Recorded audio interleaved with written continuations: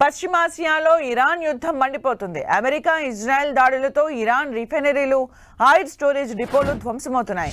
Hormuz జలసంధి దాదాపు మూతపడింది. ప్రపంచంలో 20% చమురు సరఫరా ఈ మార్గం ద్వారానే జరుగుతుంది. దీంతో మిడిల్ ఈస్ట్ నుంచి చమురు, ఎల్ఎన్జీ సరఫరాలు తీవ్రంగా తగ్గాయి. ఫలితంగా అంతర్జాతీయ మార్కెట్లో బ్రెంట్ క్రూడ్ ధర $100 దాటింది.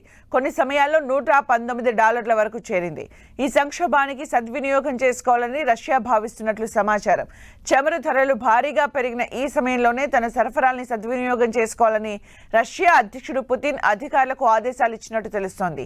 రష్యా ఇప్పటికే యూరోప్కు సరఫరా చేస్తున్న గ్యాస్ను తగ్గించి లేదా పూర్తిగా ఆపేసి ఆ సరఫరాల్ని ఇతర మార్కెట్లకు అంటే ఆసియా దేశాలు, భారత్ వంటి కంట్రీస్కు మళ్లించాలని సూచించారు. ఇలాంటి సమయంలోనే ఎక్కువ సరఫరాలు అవసరమయ్యే మార్కెట్లకు తమ దృష్టిని మళ్లిస్తే అక్కడ అడుగు పెట్టొచ్చని పుతిన్ చెప్పినట్టు సమాచారం. యూరప్ దేశాలు రష్యా గ్యాస్పై ఆంక్షలు విధించాయని 2027 నాటికి పూర్తిగా ఆపేయాలని ప్లాన్ చేస్తున్న నేపథ్యంలో ఇప్పుడే ఆ సరఫరాలను ఆపి ధరలు ఎక్కువగా ఇచ్చే కొత్త మార్కెట్లలో స్థానం సంపాదించుకోవచ్చు అనేది పుతిన్ వ్యూహంగా తెలుస్తోంది.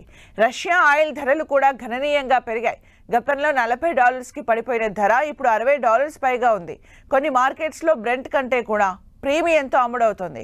ఇరాన్ యుద్ధం వల్ల మిడిల్ ఈస్ట్ ఎల్ఎన్జీ ఉత్పత్తి పునరుద్ధరణకు నెలల తరబడి సమయం పడుతుందని పుతిన్ చెప్పారు. దీంతో రష్యా ఎనర్జీ ఎగుమతుల నుంచి భారీ ఆదాయం వస్తుంది.